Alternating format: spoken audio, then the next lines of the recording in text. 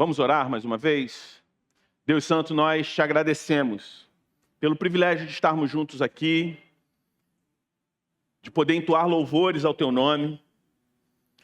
Confessamos, Senhor Deus, que somos pecadores, não merecemos, Senhor Deus, não somos merecedores de estar à Tua mesa, de ser participantes, Senhor Deus, desse banquete. Não somos dignos, Senhor Deus, da graça que nos foi conferida, mas ainda assim, Senhor Deus, nós reconhecemos que o Senhor é digno de todo louvor, de toda adoração. Então nós te pedimos que o Senhor tenha misericórdia de nós, que o Teu Espírito fale à Tua igreja, que eu seja apenas um instrumento, que não haja, Senhor Deus, espaço para qualquer tipo de distração ou preocupação que venha roubar, Senhor Deus, a nossa atenção daquilo que é mais importante nesse momento, que é ouvir a Tua voz através da Tua palavra. Que o Teu Espírito nos ajude a compreender, que o Teu Espírito abra nossos corações, nossa mente, para entender, Senhor Deus, a Tua boa, perfeita e agradável vontade para nós nessa noite. Essa é a nossa oração no nome de Jesus. Amém. Você pode se assentar.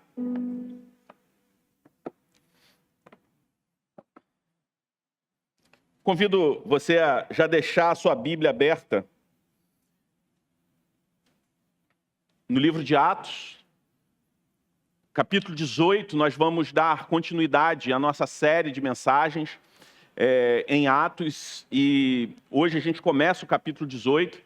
Mas queria também dar boas-vindas a todos que estão nos visitando, todos que estão presentes aqui nessa noite. Se você está aqui na Igreja do Redentor pela primeira vez, em especial, eu queria te dizer que nós temos um presente para você, então não vá embora sem passar ali no balcão de conexão antes de você sair, no final do culto, ao término do culto, e retirar um presente que a igreja separou para você, como uma forma da gente demonstrar nossa gratidão, nosso carinho e alegria, privilégio de ter você conosco nessa noite.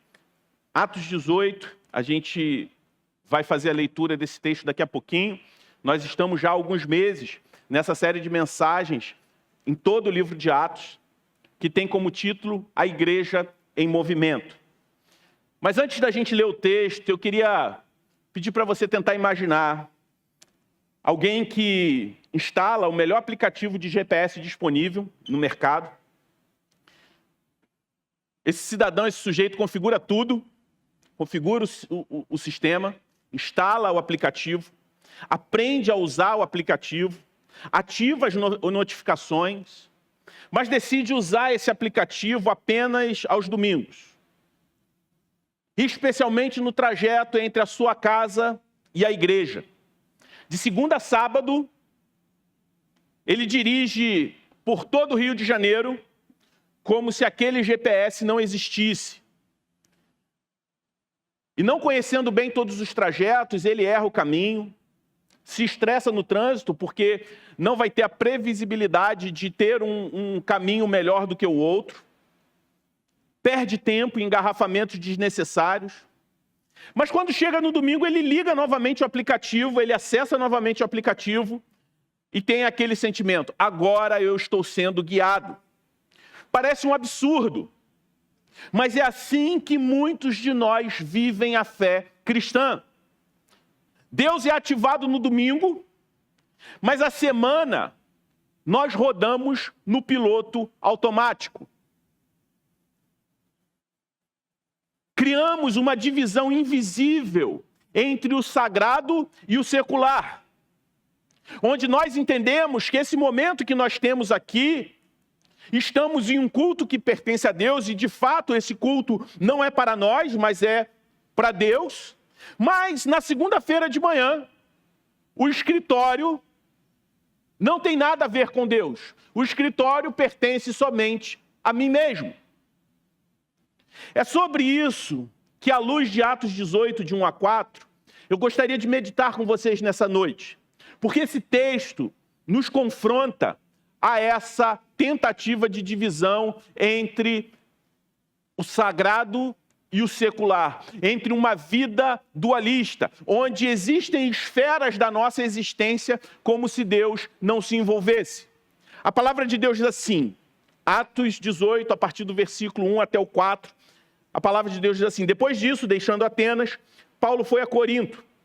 Lá encontrou um judeu chamado Áquila, natural do Ponto, recentemente chegado da Itália, com Priscila, sua mulher.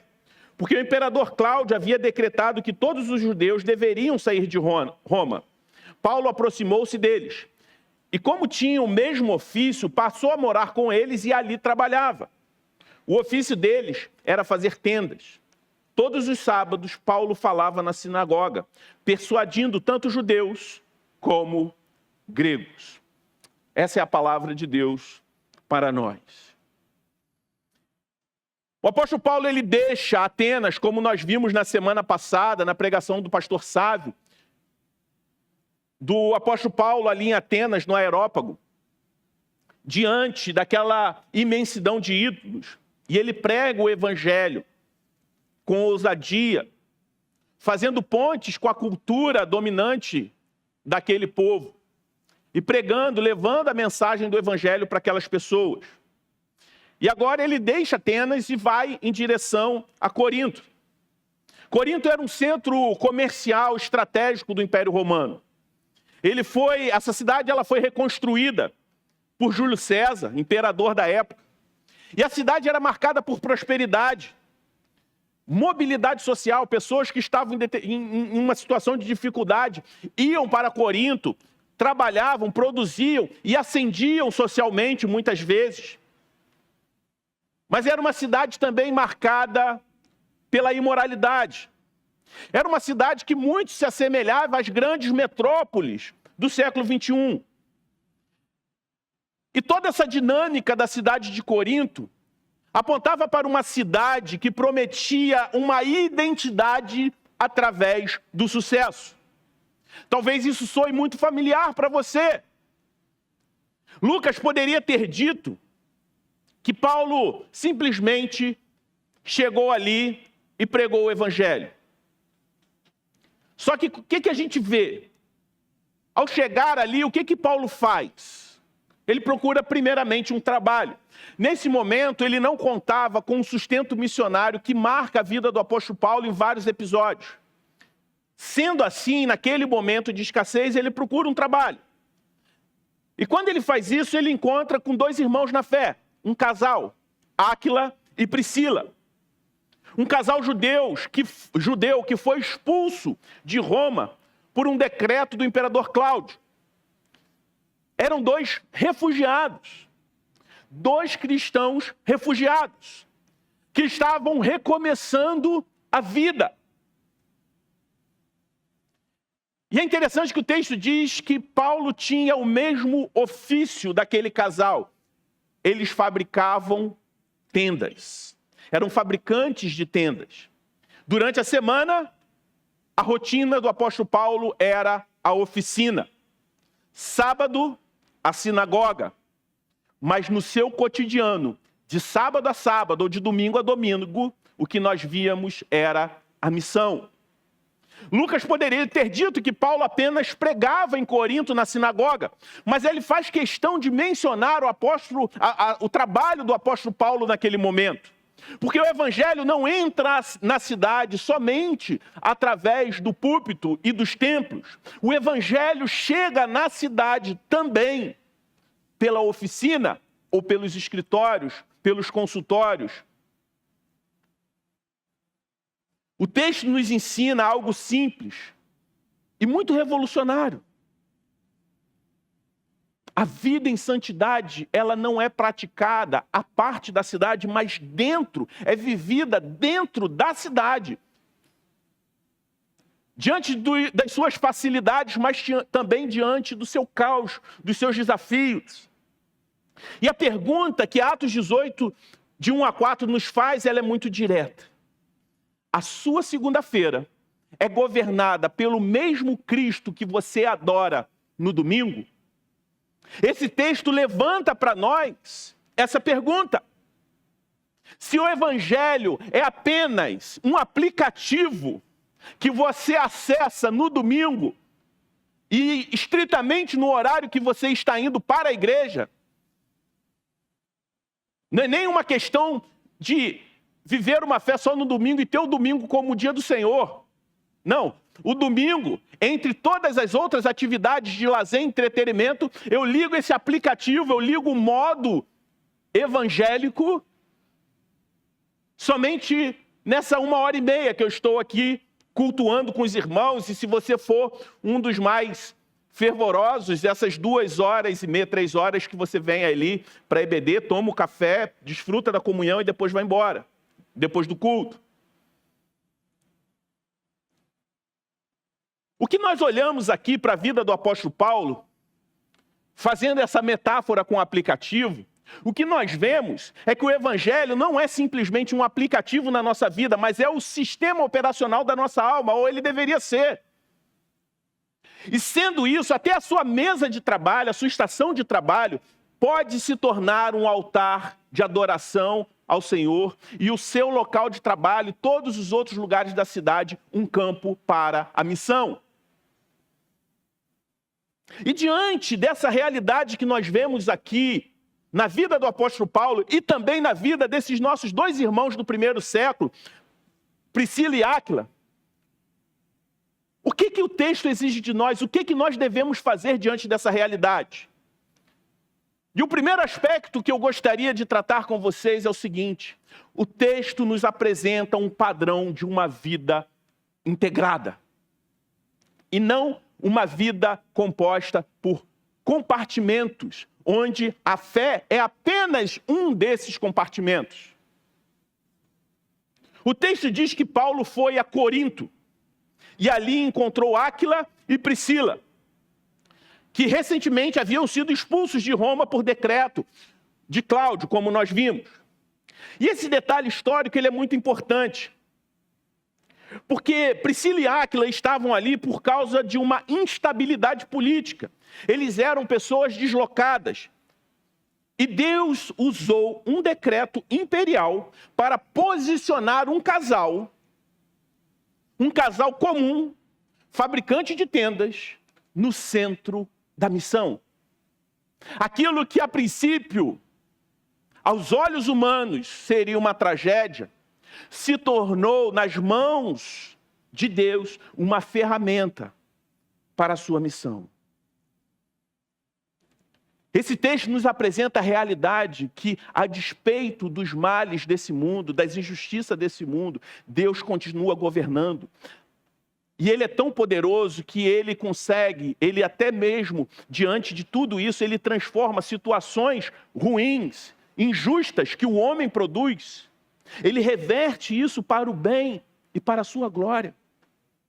Paulo se aproxima deles, porque ele tinha o mesmo ofício.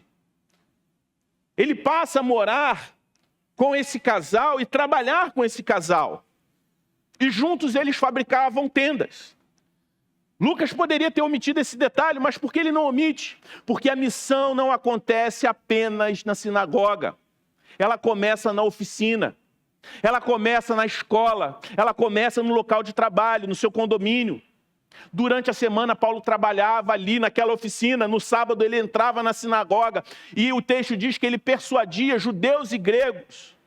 A palavra indica uma argumentação cuidadosa, um envolvimento racional e um testemunho intencional, a fim de proclamar o evangelho de forma clara, íntegra, tanto para judeus quanto para gregos. E se a gente olhar para trás, o que nós vimos nessa série, o apóstolo Paulo, ele se preocupava, ele era um profundo conhecedor da mensagem e também da audiência, das pessoas que estavam vindo, a ponto dele criar uma ponte de comunicação a partir de quem estava ouvindo. Para gregos, ele citou filósofos gregos, poetas gregos. Ele fez uso até mesmo daquele altar ao Deus desconhecido como uma ponte para mostrar que todos aqueles outros deuses não passavam de ídolos. E se havia um Deus que ele não conhecia, era um único e verdadeiro Deus. Para judeus, ele começava com a história do povo hebreu, a libertação no deserto, falava dos patriarcas, mas ele sempre levava gregos e judeus para a mensagem de redenção em Jesus Cristo, daquele que viveu uma vida perfeita que eu e você não podemos viver, que morreu no nosso lugar para que nós pudéssemos viver e que no terceiro dia ele ressuscitou, vencendo a morte, nos dando a santa esperança de que um dia ressuscitaremos com ele e viveremos eternamente. E o texto apresenta para nós um ritmo muito integrado: trabalho, comunidade e proclamação. Nada compete, nenhuma dessas áreas compete uma com a outra. O trabalho não compete com a vida em comunhão. A vida em comunhão não compete com a proclamação. Então, aqui nós vemos um ritmo da vida cristã. Nada compete, tudo coopera. É importante dizer com clareza, esse texto não estabelece uma regra universal sobre ministério bivocacionado. Ele fala de uma situação específica do apóstolo Paulo. Em outras cartas, Paulo defenderá o direito dele do sustento missionário que as igrejas investem. No próximo sermão, a gente inclusive vai ver ele falando sobre isso. Aqui estamos diante de uma circunstância missionária específica que, ao mesmo tempo, estabelece um princípio universal para todo crente. O trabalho comum é também parte da vocação cristã. Esse princípio destrói aquele pensamento equivocado que divide a vida em duas colunas, espiritual e secular. E aqui nós vemos o apóstolo Paulo não reconhecendo essa divisão, mesmo naquele período onde ele foi bivocacionado, ele não escolheu entre uma coisa e outra.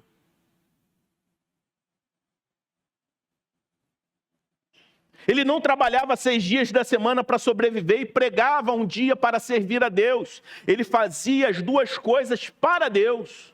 Isso é doutrina da vocação. Deus chama pessoas para o púlpito, da mesma forma que Ele chama pessoas para a oficina, para o hospital, para a sala de aula, para o comércio, para os escritórios. Quando você trabalha com integridade e excelência, você ama o próximo e glorifica o Criador.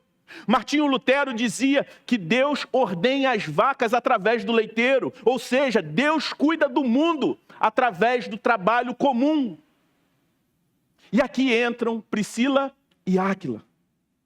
Eles não eram apóstolos, eles não tinham visibilidade pública, mas abriram a casa, compartilharam a vida, sustentaram a missão. Mais tarde, a palavra de Deus vai nos contar que eles foram uns daqueles que discipularam Apolo. Aqui nós vemos o retrato, uma representação fiel de um cristão comum e fiel. Nem todos serão Paulo, mas de alguma forma, todo cristão deve ser uma espécie de Priscila e Áquila. E a pergunta prática é: o seu trabalho é apenas uma fonte de renda ou um campo para a missão? A sua casa é apenas abrigo para a sua vida e da sua família ou um instrumento de hospitalidade para a glória de Deus? Santidade na cidade não é fuga do trabalho, nem idolatria do trabalho. É integração dessas duas coisas.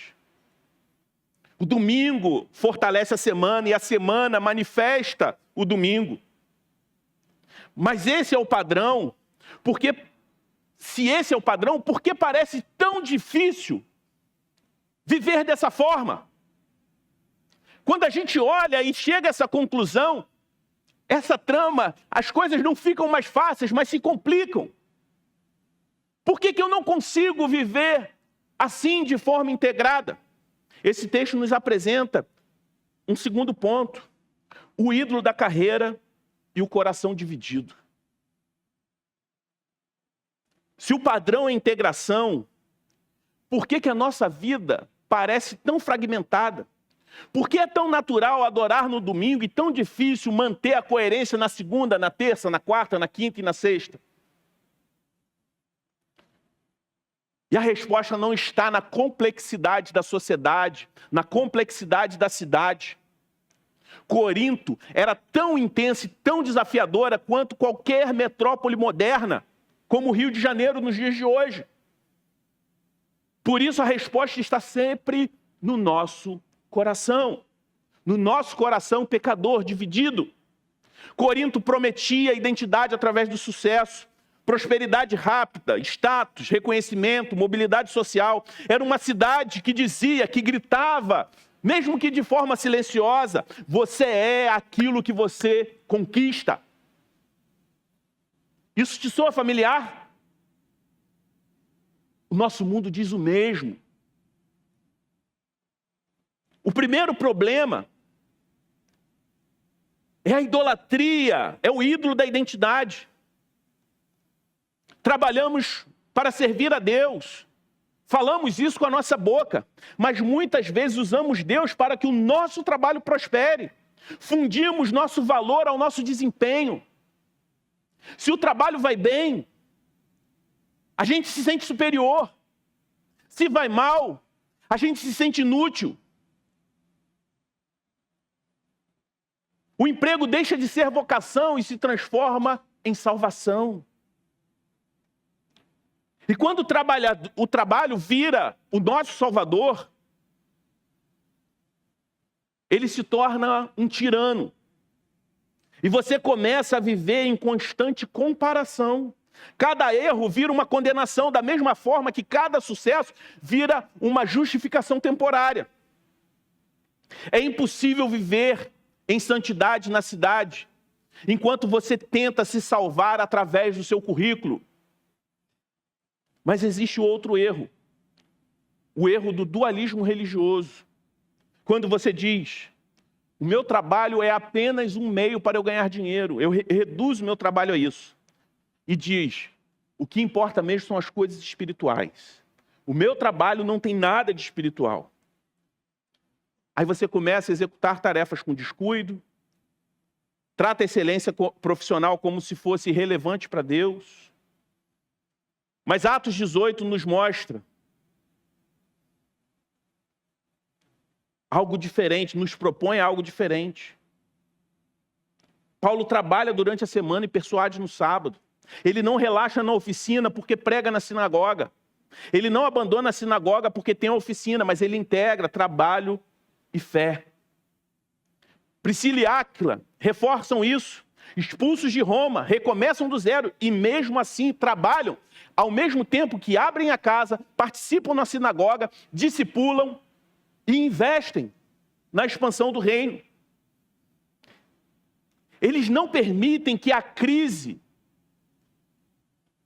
o fato de estarem refugiados, definisse a sua identidade. Quantos de nós, com muito mais estabilidade, nos tornamos espiritualmente instáveis, simplesmente porque não recebemos o reconhecimento que achamos que merecemos? O problema não é a cidade, é o coração que quer usar a cidade para se auto-justificar. Nossa força de vontade não vai resolver esse problema. Cursos de produtividade não resolvem isso. Esforços externos não curam a idolatria.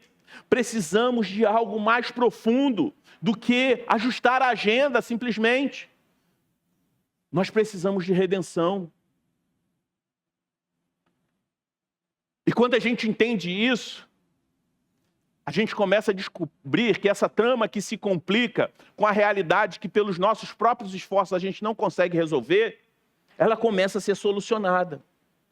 E a gente olha para Cristo e entende como Ele fez isso. E a gente descobre que existe um Deus que fez a sua tenda. Essa é a terceira realidade que eu gostaria de trabalhar com vocês. Se o problema é a idolatria e a autojustificação, a solução não é simplesmente tentar equilibrar melhor, não que isso não seja válido, a sua agenda entre trabalho e igreja. A solução é olhar para Cristo. Paulo fabricava tendas, mas o Evangelho nos diz que o próprio Deus fez a sua tenda entre nós.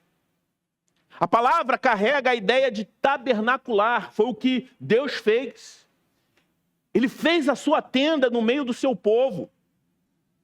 Deus não permaneceu distante de nós. Ele entrou na nossa cidade, Ele assumiu a nossa condição. Jesus viveu a vida comum. A tradição conta que Jesus Antes de começar seu ministério, pela sua idade, ele trabalhou, provavelmente exercendo o ofício de seu pai. Ou seja, os desafios que você enfrenta, do esforço físico, de lidar com um cliente difícil. Jesus é o sumo sacerdote que compadece de todas as nossas dores, inclusive os desafios profissionais que você enfrenta.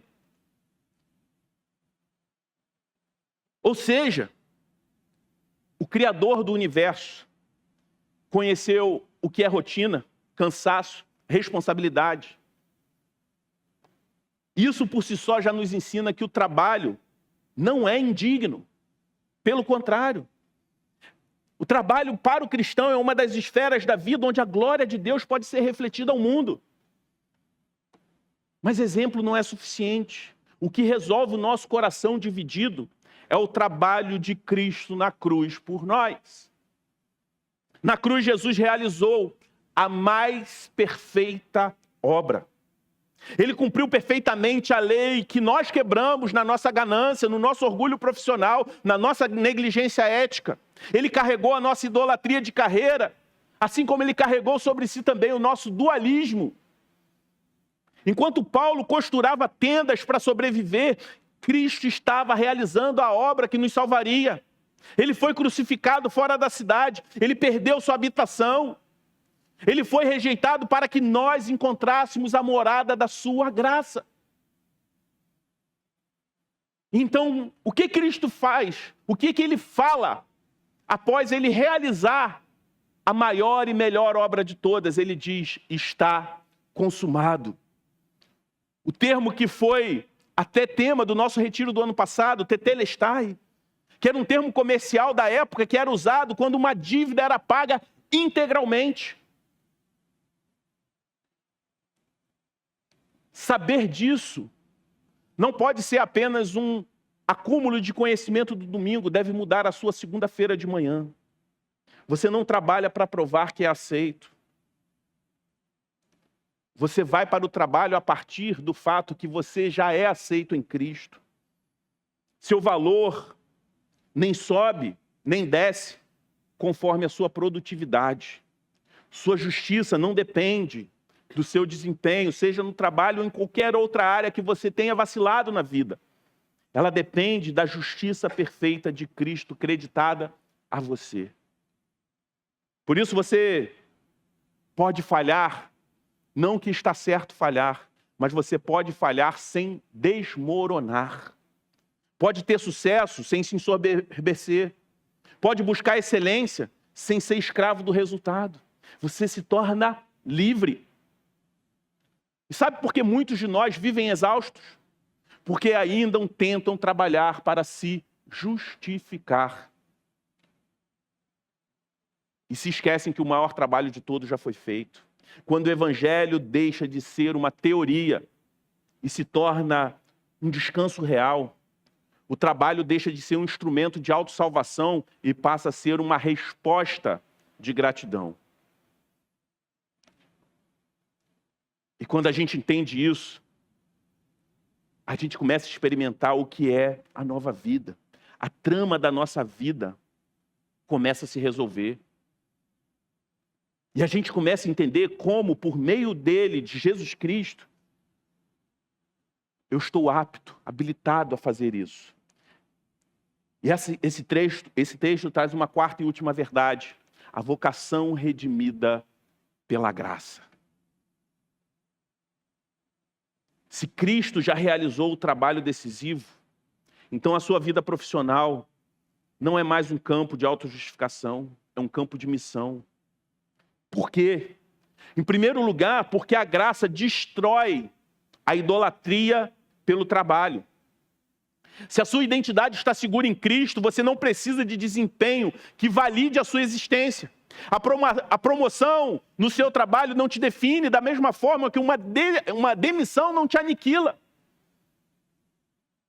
Você pode buscar excelência sem ser escravo de uma ansiedade que vai te aniquilar. Você pode buscar essa excelência sem ser corroído por esse desejo por ela. Porque você já recebeu o sorriso do Pai em Cristo Jesus. E isso muda a forma como você trabalha. Você passa a costurar as suas tendas com cuidado, não para ser alguém, mas porque você já é filho amado de Deus.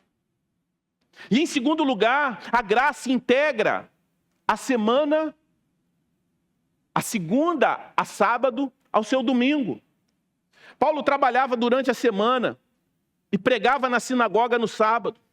Ele não substituiu o compromisso com a comunidade de fé pelo argumento: o meu trabalho já é a missão, trabalho é a extensão da missão. Ele entendia que o culto é o fortalecimento da missão. A igreja não compete com a sua vocação profissional. Na verdade, a vida comunitária, o evangelho, sustenta a sua vocação profissional de segunda a sexta. Se você diz que o seu trabalho já é a sua igreja, Atos 18 corrige você. Se você diz que só o que acontece no domingo importa, Atos 18 também corrige você. Porque o que o texto propõe para nós é uma vida integrada. O que nós vemos aqui também, porque que nós em Cristo podemos fazer isso, em terceiro lugar, é que a graça também humaniza as nossas relações. Olhe novamente para Priscila e Áquila. Eles trabalham, abrem a casa, caminham com Paulo e mais tarde discipulam Apolo. Eles não estavam no centro das atenções, mas estavam no centro da fidelidade. Nem todos serão Paulo, mas todos nós devemos ser, de alguma forma, Priscila e Áquila. Você pode transformar a sua casa em um espaço de hospitalidade, seu casamento, como Priscila e Áquila fizeram, em uma parceria missionária. Seu escritório em um ambiente de integridade. A santidade na cidade significa que você deixa de usar as pessoas como um degrau e passa a servir a essas pessoas como imagens de Deus. Você deixa de competir por identidade e começa a amar por gratidão. Eu gosto sempre de remeter à imagem de um farol em meio à tempestade. Ele não abandona o mar, ele está fincado em uma rocha no meio da tempestade e permanece firme na rocha, brilhando. Eu e você fomos colocados nesse mundo tempestuoso para brilhar aonde nós estamos. Por mais hostil a fé que o seu local de trabalho seja, você não foi colocado ali à toa. Quando as pessoas percebem sua integridade sob pressão, ao mesmo tempo que percebem a sua paz no meio da crise, a sua generosidade para com o próximo sem interesse, elas vão perguntar de onde vem a estrutura que sustenta a vida dessa pessoa. É o que o apóstolo Pedro fala lá na sua carta. Que as pessoas vão perguntar a razão da sua esperança, da esperança que há em você. E a resposta para isso é o evangelho. O seu testemunho é uma ponte para que as pessoas ouçam a proclamação do evangelho. Aí você vai poder dizer que a sua vida não está construída sobre a areia do sucesso corporativo. Porque por mais fascinante e sedutor que o sucesso corporativo possa parecer para você, não passa de uma areia instável. Mas a sua vida está sobre a rocha que trabalhou e morreu por você. Quando as pessoas perceberem, tudo muda. Verão que a sua vida está construída sobre algo muito mais sólido do que o sucesso profissional. O evangelho não retira você da cidade. Ele envia você para o meio da cidade. Mas envia você para lá não para você tentar extrair a sua identidade na cidade, mas para você derramar graça sobre a cidade. Esse texto é um convite para o descanso, porque talvez muitos aqui estejam cansados de tentar o tempo todo provar que é competente. Talvez o seu cansaço é uma tentativa insana de tentar provar para os outros que você é uma pessoa extremamente espiritual, buscando o seu valor no reconhecimento dos outros. Talvez cansado de tentar provar que é alguém. Você vive para a cidade, você vive para o desempenho, para o reconhecimento. E lá no fundo, você sabe que isso não é suficiente, que nunca é suficiente. Mas você sabe que existe um trabalho que já foi concluído. Na cruz, Jesus não disse, tenta mais, continue tentando. Ele diz, está consumado. Ele realizou a obra que você jamais poderia realizar. Ele cumpriu a justiça que você não conseguiu cumprir. Ele pagou a dívida que você acumulou. Você não precisa mais trabalhar para ser aceito. Você trabalha porque você já foi aceito. E se você está aqui nessa noite e nunca se rendeu a Cristo, pode ser hoje o dia de você parar de tentar ser o seu próprio Salvador. Porque você não vai encontrar descanso nas tendas que você tem construído. Há um descanso na obra consumada de Jesus. E para você que já é um cristão, talvez você precise lembrar disso novamente. Não saia daqui decidido apenas a melhorar o seu desempenho profissional. Saia daqui maravilhado pela graça de Deus. É a graça que transforma a sua segunda-feira. É a segurança em Cristo que transforma o seu escritório ou a sua oficina. É o descanso no Evangelho que transforma ambição em serviço. Saia daqui hoje. Vá para a cidade. Não para extrair dela a sua identidade, mas para derramar a graça que você recebeu em Cristo Jesus. O Deus que armou a sua tenda entre nós está com você hoje. Agora, cada mesa de trabalho ou de jantar pode ser um altar. Cada semana é uma semana em missão. E cada profissão, para um cristão, é uma vocação redimida. Amém? Vamos nos colocar de pé e vamos orar.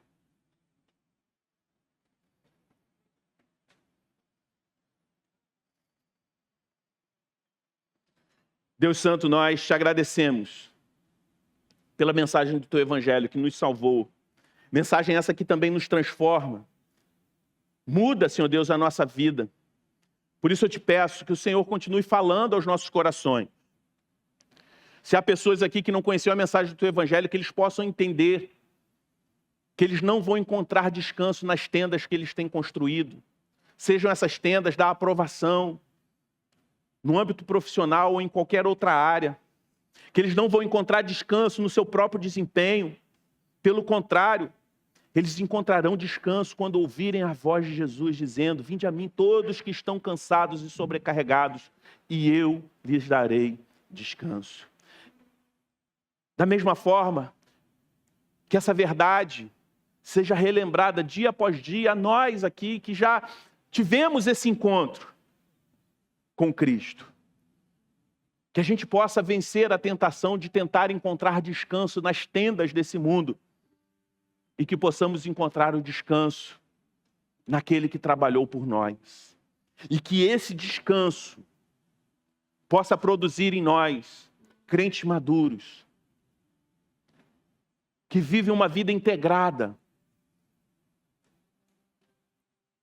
não uma vida de compartimento, onde o domingo não tem nada a ver com a segunda-feira, mas que a gente possa entender que toda a vida é parte da missão, que todo trabalho para um cristão é vocação, que o Senhor nos usa para cuidar do mundo a partir do dom e do talento que o Senhor distribuiu entre a tua igreja. Que essa verdade possa ecoar dentro do nosso coração e possamos nos lembrar dela dia após dia. Essa é a nossa oração no nome de Jesus. Amém.